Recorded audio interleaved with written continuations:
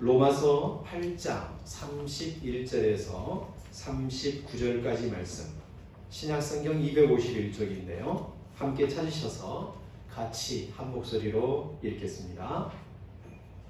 로마서 8장 31절에서 39절입니다. 시작. 그런즉 이 일에 대하여 우리가 무슨 말 하리요? 만일 하나님이 우리를 위하시면 누가 우리를 대적하리요? 자기 아들을 아끼지 아니하시고 모든 사람을 위하여 내주신 이가 어찌 그 아들과 함께 모든 것을 우리에게 주시지 아니하겠느냐? 누가 능히 하나님께서 택하신 자들을 고발하리요? 의롭다 하신 이는 하나님이시니 누가 정죄하리요? 죽으실 뿐 아니라 다시 살아나신 이는 그리스도 예수시니 그는 하나님 우편에 계신 자요 우리를 위하여 간구하시는 자시니라. 누가 우리를 그리스도의 사랑에서 끊으리요? 환난이나 곤고나 박해나 기근이나 적신이나 위험이나 칼이랴. 기록된 바 우리가 종일 주를 위하여 죽임을 당하게 되며 도살당할 양같이 여김을 받았나이다 함과 같으니라. 그러나 이 모든 일에 우리를 사랑하신 이로 말미암아 우리가 넉넉히 이기느니라. 내가 확신하노니 사망이나 생명이나 천사들이나 권세자들이나 현재일이나 장래일이나 능력이나 높음이나 깊음이나 다른 어떤 피조물이라도 우리를 우리 주 그리스도 예수 안에 있는 하나님의 사랑에서 끊을 수 없으리라. 아멘. 오늘 이 말씀을 가지고 넉넉히 이기느니라는 제목으로 은혜를 나누고자 합니다. 오늘 또 예배하는 여러분 모두에게 주의 말씀을 사모하고 귀를 열고 마음을 여신 여러분에게 주의 은혜의 말씀이 들려주시기를 진심으로 축복합니다. 하나님께서는 우리의 몸을 참 기가 막히게 만드셨습니다. 사람의 몸은 오늘 아마 교회에 들어오시면서도 온도계로 측정을 했을 텐데 36도에서 37도 이 사이를 유지하도록 하나님이 만들어 주셨습니다. 이 온도를 유지하기 위해서 사람은 발열 기능 그리고 방열을 기능이 동시에 작동하고 있습니다. 더우면 피부에 땀구멍이 열려서 열을 발산하고 추우면 땀구멍을 열어서 체온이 빠져나가는 것을 막아줍니다. 우리가 추운 겨울이 되면 우리의 몸이 이렇게 막 으실으실하게 추운 느낌이 있죠. 그럴 때에 자연스럽게 우리 몸이 팔 떨리는 경우가 있습니다. 그것은 우리 몸에서 피부에서 빠져나가는 열을 보충시키기 위해서 발열 기능이 가장 탁월한 근골격계 근육을 순간적으로 움직이기 때문에 팔과 다리, 온몸이 팍 떨리는 거죠. 그 떨리면서 순식간에 잃어버렸던 열을 보충시키는 그런 역할을 하게 됩니다. 반대로 따뜻한 날씨가 되면 어떻게 되죠? 우리 몸은 피부를 통해서 뜨거운 열기가 몸 안으로 들어오니까 이 열을 빨리 발산시켜야 되죠. 뜨거운 열기가 들어오니까 혈관이 늘어나고 그러다 보니까 그 빠르게 혈관들이 움직이면서 피부에 생기는 이산화탄소를 빠르게 제거해 나갑니다. 그리고 이산화탄소는 우리의 폐를 통해서 바깥으로 배출하도록 만들죠. 그래서 나른해지고 따뜻해지면 자연스럽게 뭐가 생기냐면 하품이 생기죠. 이 하품을 하는 것은 우리 체내에 발생한 이산화탄소를 밖으로 신속하게 내버리고 동시에 신선한 공기를 빨아들이기 위한 어떻게 보면 우리 몸을 지키기 위한 자연스러운 생리 작업입니다. 그러다 보니 예배 시간에 가끔 졸리시는 분도 계시는데요. 그거 너무 막 비난할 거 없습니다. 자신의 몸이 살겠다고 일부러 이렇게 하품을 하고 발버둥을 치는 행위인 겁니다. 제가 아는 인도네시아에서 선교 활동하셨던 선교사님이 예전에 귀국하신 적이 있습니다. 6년간의 선교 사역을 마치고 7년 차에 안식년을 갖기 위해서 우리 한국에 들어오셨는데 그 들어온 때가 한 9월쯤 되었어요. 우리나라 9월은 어떻습니까?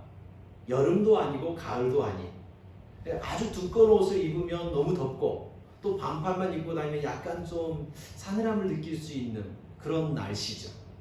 그런데 인도네시아 열대지방에서 선교하시던 이 선교사님이 우리나라에 9월달에 들어오니까 너무너무 춥대요. 그래서 두꺼운 파카를 입고 오셨던 것이 기억이 납니다. 그 인도네시아에서 열대 지방에서 살다 보니까 우리 몸의 피부에 땀구멍이 다 열려 있는 거예요. 그게 6년간 살다 보니까 이 피부가 줄어드는 법을 잃어버린 것 같아요. 그러니까 한국에 들어오니까 땀구멍이 닫히질 않으니 자꾸 열이 빠져나가죠. 그래서 어떻게 해요? 으실으실 춥다라고 느끼는 겁니다. 이처럼 우리 몸은요, 전자동 냉난방 시스템처럼 스스로 몸의 온도를 올리기도 하고 낮추기도 하는 이런 체온 조절 기능을 하나님께서 우리 몸에 탑재시켜 주셨습니다. 여러분, 우리 주변에 보면 우리 온도를 측정하는 온도계가 있고 그 온도를 조절하는 온도 조절기가 있습니다. 아마 우리 교회에 들어오실 때에 스스로 체온을 체크하는 게 온도계죠. 지금 온도가 얼마큼 되는지만 측정할 뿐, 올라가면 높은 온도, 낮아가면 낮은 온도를 제시해 주는 그것만이 가능한 것이 온도계예요. 그러나 집에 보면 보일러들 다 있죠. 이 보일러는 추운 날씨에 적정한 온도를 맞춰 놓으면 올라갑니다. 그리고 너무 더운 날씨에는 스스로 낮춰지기도 하죠. 그래서 에어컨 시스템이 가동되기도 합니다. 이처럼 온도계가 있고 온도 조절기가 있는 것처럼 우리 신앙생활을 할 때에도 우리 신앙인들 마음속에 보면 온도계형 신앙인이 있는가 하면 반대로 온도 조절형 신앙인도 있어 보입니다. 온도계형 신앙인은요, 외부에서 충격이 오면 그 충격을 그대로 받아서 그 데미지를 입어 신앙이 흔들리고 요동을 치는 것이 온도계형 신앙인 겁니다. 그러나 반대로 아무리 거칠고 힘든 충격을 받았다 할지라도 온도를 조절할 수 있는 신앙인이라면 그 충격을 부드럽게 흡수하거나 또 다른 방식으로 해결해내서 자신의 신앙의 온도를 올곧게 유지시켜 가는 사람이 될 것입니다. 온도계형은 아침 저녁으로 조석지변하는 신앙이라면 온도 조절기형 인간은 어떤 상황, 어떤 형편에도 초지일관할 수 있는 믿음의 사람이라고 할 수 있습니다. 여러분은 어떤 형 같습니까? 지금 오늘 에어컨이 지금 막 돌아가고 있는데 추우면 몸에서 발산을 하고 더우면 발산하고 추우면 옷을 끼워서 보호할 수 있는 그런 자율적인 그런 신앙, 우리 그렇게 온도 조절형 신앙인들이 다 되시기를 진심으로 축복합니다. 우리 삶에는 우리 지금 여름에 거의 이번에는 그렇지 않은 것 같은데 예전에 보면 40도 육박한 39도, 이번에도 뭐 36도, 7도 올라갔었죠. 이렇게 무더위가 오기도 하고요. 한겨울에는 마이너스 20도까지 내려가는 혹한기도 우리에게 오기도 해요. 이와 마찬가지로 신앙생활도 때로는 행복하고 기분 좋은 일들도 있지만 너무나도 어렵고 고통스러운 시간도 우리에게 있을 수 있습니다. 이런 다양한 변화들 속에서도 우리가 올곧게 하나님의 뜻을 따라 우리에게 주신 믿음을 잘 지켜갈 수 있는 사람, 그런 사람이 되기를 원하는 마음으로 오늘 말씀을 나누고 있습니다. 사도 바울은 분명히 온도 조절형 신앙인이라고 할 수 있습니다. 사도 바울은 어떤 외부적인 환경과 열악한 상황 속에서도 하나님을 향한 믿음의 모습을 당당하게 지켜냈던 분입니다. 흔들리지 않고 언제나 그리스도의 제자다운 모습을 보였습니다. 그래서 빌립보서 4장 11절과 12절에 바울은 이렇게 고백합니다. 내가 궁핍함으로 말하는 것이 아니니라. 어떠한 형편에서든지 나는 자족하기를 배웠노니 나는 비천에 처할 줄도 알고 풍부에 처할 줄도 알아. 모든 일 곧 배부름과 배고픔과 풍부와 궁핍에도 처할 줄 아는 일체의 비결을 배웠노라. 사도 바울이 어떤 상황에서도 자족할 수 있는 마음, 어떤 어려움과 어떤 힘든 상황에서도 흔들리지 않는 그 일체의 비밀을 배웠다라고 말합니다. 도대체 어디서 배운 것일까요? 사도 바울의 이 빌립보서 4장 말씀에 보면 모든 것을 그렇게 자족하고 배울 수 있는 것은 예수 그리스도 안에 있기 때문이라고 고백했다는 사실을 우리는 잘 알고 있습니다. 이런 사도 바울은 오늘 우리가 읽은 본문 로마서 8장에 보면 또 한 가지 자기가 흔들리지 않는 어떤 상황에서도 온도를 조절할 수 있는 능력을 그가 굳게 가질 수 있었던 이유를 설명합니다. 로마서 8장 28절에 보면 바울은 이렇게 고백을 해요. 우리가 알거니와 하나님을 사랑하는 자, 곧 그의 뜻대로 부르심을 입은 자들에게는 무엇이? 모든 것이 어떻게 하여? 합력하여 선을 이루느니라. 사도 바울은 자신이 고난을 만날 때에 낙심할 수도 있고 누군가에게 모함을 받고 박해를 받을 때 좌절할 수도 있지만 그러나 시간이 지나 보면 그 고난과 박해와 어려움이 자신의 삶에 하나님이 부르신 믿음의 삶 가운데에 선한 영향력이 되었다라고 고백을 해요. 그것을 믿기 때문에 너무 기쁘고 좋은 일에 교만하지 않고 좌절스럽고 낭망스러운 일이 오더라도 부들부들 떨며 신앙을 배반하지 않을 수 있었다라고 우리에게 고백하고 있는 것입니다.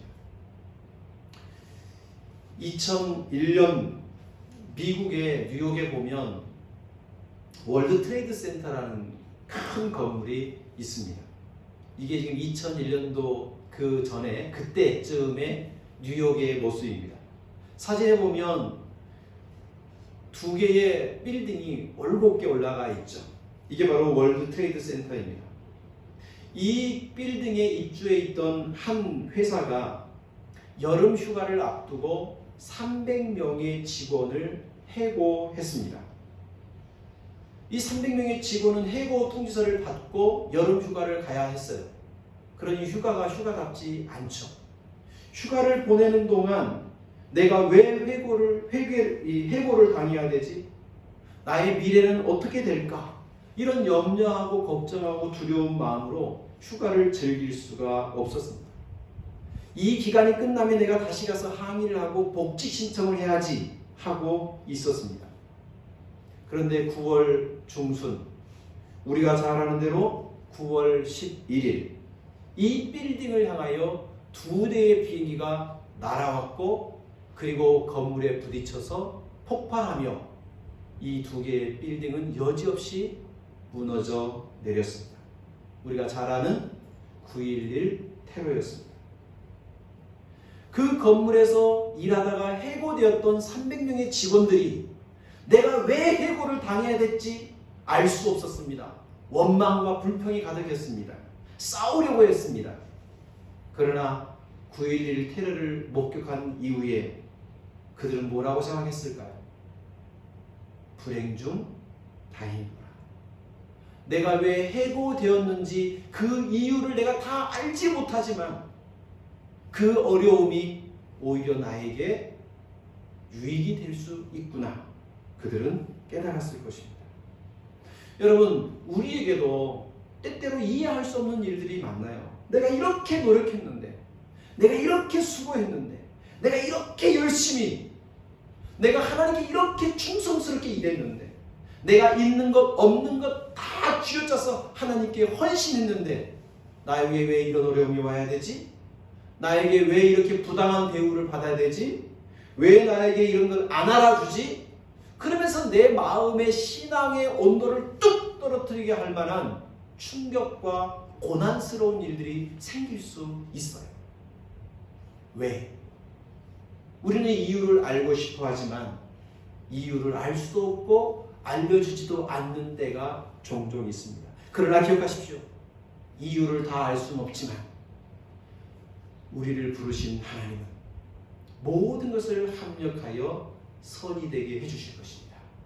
이 믿음을 다 가질 때 우리는 자족할 수 있고 일체의 비결을 하나님 앞에 감사할 수 있는 그 비결을 배울 수 있을 것입니다.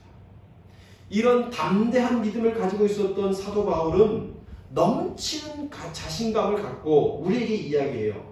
본문 37절 말씀에 보면 이 모든 일에 우리를 사랑하시는 이로 말미암아 우리가 넉넉히 이길 수 있다. 참고 견디는 정도가 아니라 근근히 이겨나가는 것이 아니라 넉넉하게 이길 수 있다. 여러분, 우리도 어떤 고난이 와도 넉넉하게 이길 수 있는 믿음의 소유자가 되기를 소망합니다. 사도 바울은 허투루 말하는 법이 없는 것 같아요. 그가 이렇게 자신감 넘치게 말하는 것은 근거 없는 자신감이 아니에요. 그는 이렇게 우리가 어떤 상황, 어떤 일이 있더라도 우리는 이길 수 있대, 넉넉하게 이길 수 있다라고 이렇게 확신에 차게 말할 수 있었던 이유가 있습니다. 오늘 우리가 읽었던 본문에 보면 이 확신에 찬 근거 있는 자신감을 6가지 반의적인 질문으로 우리에게 알려주고 있어요. 사도 바울은 6번이나 우리에게 질문 형식으로 물어봅니다. 근데 그 질문에 대한 대답은 전부 아니요 일 거예요.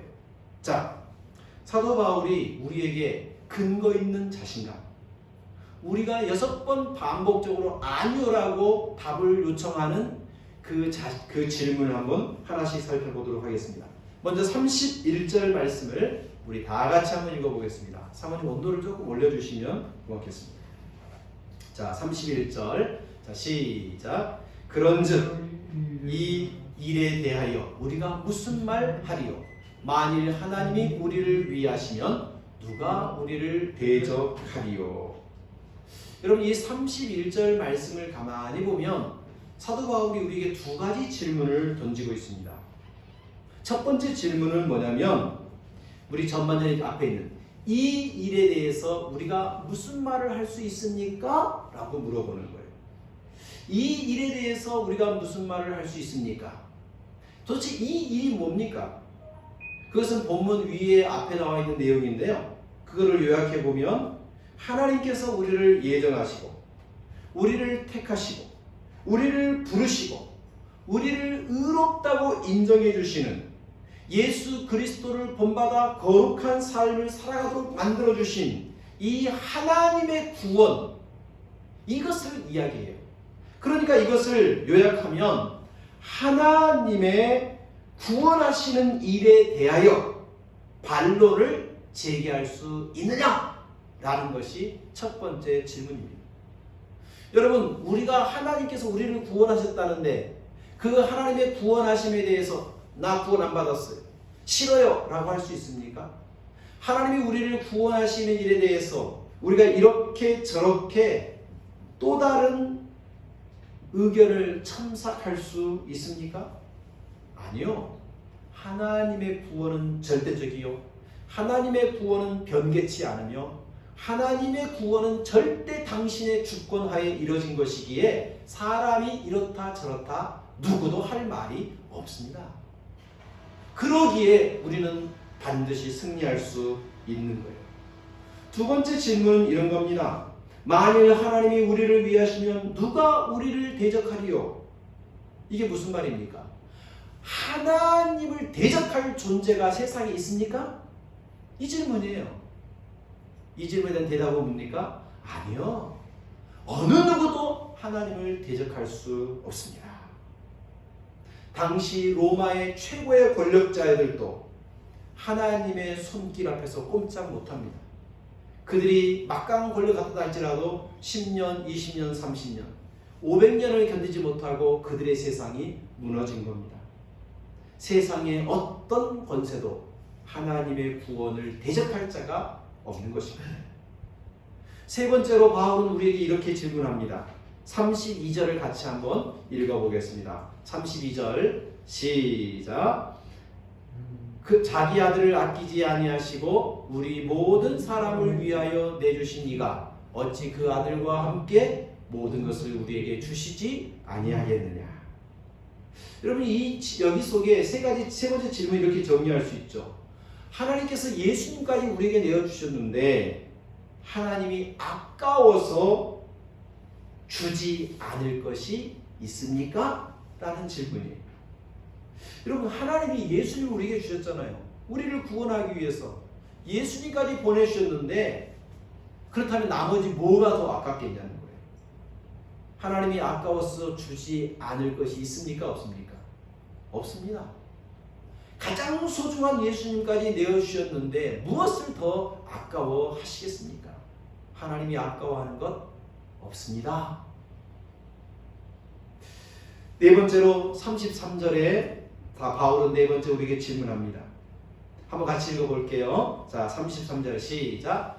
누가 능히 하나님께서 택하신 자들을 고발하리요? 의롭다 하신 이는 하나님이시니.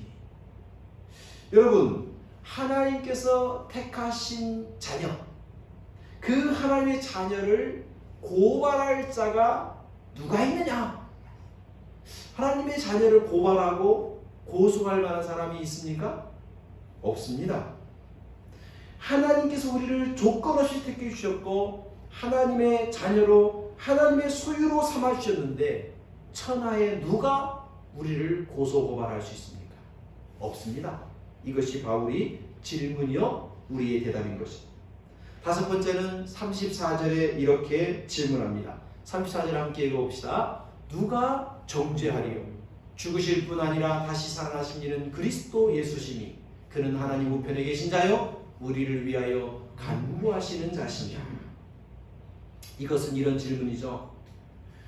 의롭게 된 우리를 누가 정죄할 자가 있습니까? 여러분, 예수 그리스도 안에서 그분의 보혈로 말미암아 깨끗하게 되어진 우리를 누가 죄인이라고 감히 부를 수 있습니까? 아니요, 없습니다. 우리를 위해서 죽으시고 부활하신 그리스도 예수께서 우리를 변호해 주고 계신 분이고 지금도 하나님 보좌 우편에서 우리를 위해서 간구하고 계시기 때문에 우리를 정죄하고 고소할 만한 존재는 누구도 없습니다. 이것이 우리가 알 수 있는 답인 거죠. 마지막으로 바울은 35절에 우리에게 이렇게 질문합니다. 35절 함께 읽어봅시다. 시작. 누가 우리를 그리스도의 사랑에서 끊으리요? 바울의 질문은 이거예요. 누가 우리를 하나님의 사랑에서 끊을 자가 있는가? 그 하나님의 사랑에서 누가 우리를 끊어낼 수 있는가? 이 질문에 대한 대답은 아니요. 세상 누구도 그 무엇도 그렇게 우리를 끊어낼 수 없습니다. 이것이 우리가 할 수 있는 답인 거죠. 사도 바울은 35절에 이렇게 질문한 다음에 35절부터 38절, 39절에 이렇게 대답을 합니다. 35절에 보면 환난이나 곤고나 박해나 기근이나 적신이나 위험이나 칼도 우리를 하나님의 사랑에서 끊어낼 수 없습니다. 38절에 보면 사망도 생명도 천사들도 권세자들도 현재에도 장래에도 어떤 능력도 우리를 하나님의 사랑에서 끊을 수 없습니다. 39절에 높음이나 깊음이나 다른 어떤 피조물도 우리를 하나님의 사랑에서 끊을 수 없습니다. 라고 고백을 하고 있습니다. 한마디로 하늘과 땅, 이 온 우주에서 우리를 사랑하시는 하나님의 사랑을 막을 자도 없고 끊어낼 자도 없다. 이것이 우리의 최종적인 대답인 것입니다. 그렇기 때문에 사도 바울이 37절에서 고백했던 것처럼 그리스도의 사랑 가운데서 우리가 넉넉히 이길 수 있다. 여러분, 바울의 이 넉넉히 이길 수 있다고 하는 이 자신감은 근거 없는 것이 아닙니다. 하나님의 사랑, 우리 주님의 크신 은혜, 그것이 우리를 꼭 붙잡고 있기 때문에 우리는 반드시 승리할 수 있다. 이것이 우리의 믿음인 것을 확신하시기를 바랍니다. 여러분, 이 사도 바울의 이런 설명에 대해서 현대신학자인 존 필립이라고 하는 분은 이렇게 두 가지로 정리해 주었습니다. 우리가 승리할 수 있는 근원적인 이유가 두 가지입니다. 첫째는 같이 한번 읽어봅시다. 시작. 우리를 대적하는 사탄의 완전한 패배.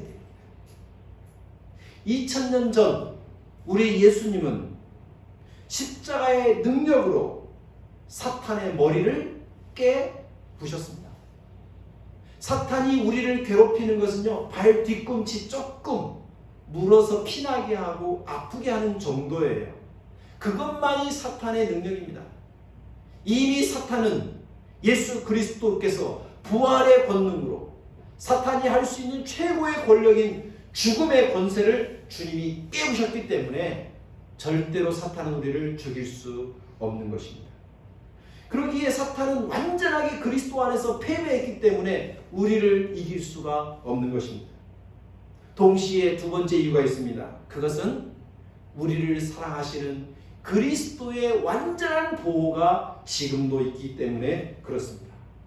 이미 우리가 읽었던 말씀 중에 그리스도께서는 우리를 위해서 죽으시고 우리를 위해 살아나시고 우리를 위해서 승천하시고 지금도 하나님 보좌 우편에서 우리를 위하여 중보하며 기도하시는 분이기 때문에 그분의 보호하심을 받는 우리는 절대로 쓰러지지 않는 것입니다.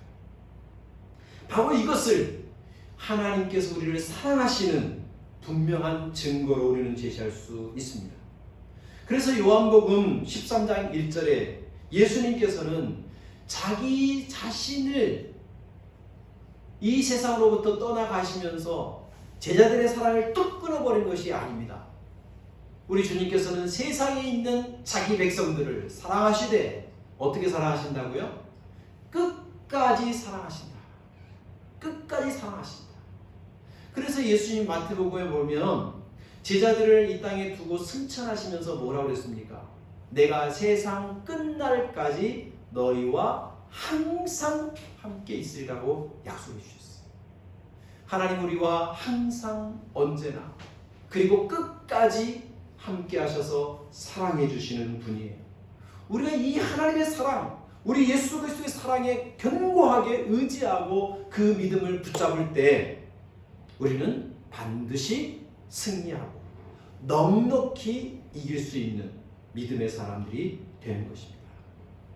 성도 여러분, 사도 바울은 지금 우리 시대와 비교해 볼 때 너무나도 힘든 시대를 살았습니다. 기독교, 예수를 믿고 따르는 일이 정말로 고난스러운 시대였습니다. 로마 정부의 핍박은 잔혹무도했습니다.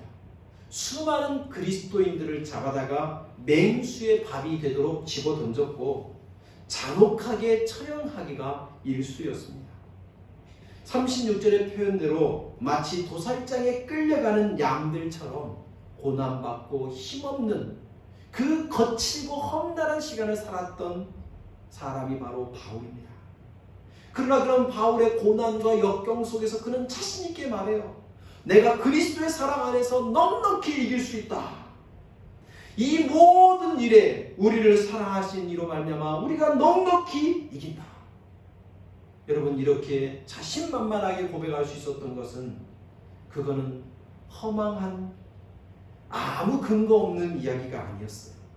이미 우리가 살펴본 것처럼 6마디로 아니요, 아니요, 아니요라게 말할 수밖에 없을 정도로 하나님 우리를 사랑하시고 우리를 지키시고 지금도 보호하시고 앞으로도 인도해 주실 것을 확신하기 때문에 우리 또한 승리할 수 있다라고 믿는 것입니다. 사랑하는 성도 여러분, 우리 하나님 우리를 얼마나 사랑하셨습니까? 예수 그리스도까지 내어놓을 정도로 사랑을 베풀어 주셨습니다. 우리가 그 사랑에 굳게 붙잡고 있는 동안에 우리는 어떤 역경에도 이해할 수 없는 왜 이런 일이 이렇게 답을 알 수 없는 질문 속에 있다 할지라도 우리는 결코 쓰러지지 않고 믿음의 온도를 꾸준하게 지켜낼 수 있는 사람이 될 것입니다. 코로나19가 왜 생겼습니까? 이런저런 이유를 댈 수 있습니다. 그러나 분명한 것은 우리가 이유를 다 몰라도 언제 끝날지 예상하지 못해도 우리에게 어떤 고난이 우리에게 엄습할 수 있을지라도 하나님의 사랑에서 우리는 끊어지지 않을 거예요. 하나님 우리를 끝까지 사랑해 주실 거예요. 그 사랑 안에서 여러분 반드시 믿음의 승리자가 되게 하실 줄 믿습니다. 이번 한 주간 하나님 나를 얼마나 사랑하시는지, 하나님 나를 얼마나 축복하시는지, 내가 얼마나 하나님 많은 은총을 입은 사람인지 기억하며 살아가는 축복의 종들 다 되시기를 진심으로 소망합니다. 기도하겠습니다. 하나님 아버지 고맙고 감사합니다. 하나님이 우리를 얼마나 귀하게 여기시는지 오늘 말씀을 통해 깨닫게 해주셔서 감사합니다. 우리가 하나님의 보배롭고 존귀한 사람이요, 하나님의 은총을 입은 사람이요, 하나님의 축복을 받은 사람이요, 하나님의 사랑과 은혜의 축복의 증인이 되게 하셨고, 하나님이 우리 가정을 얼마나 사랑하시는지, 마르지 않는 샘 같은 가정으로 만들어 주셨는지를 이해할 수 있게 해주셔서 감사드립니다. 이 하나님의 사랑 가운데 우리가 믿음을 굳게 지켜서 어떤 역경과 환경에서도 승리의 노래를 부르는 하나님 백성 되게 하여 주옵소서. 예수님의 이름으로 감사하며 기도드립니다. 아멘.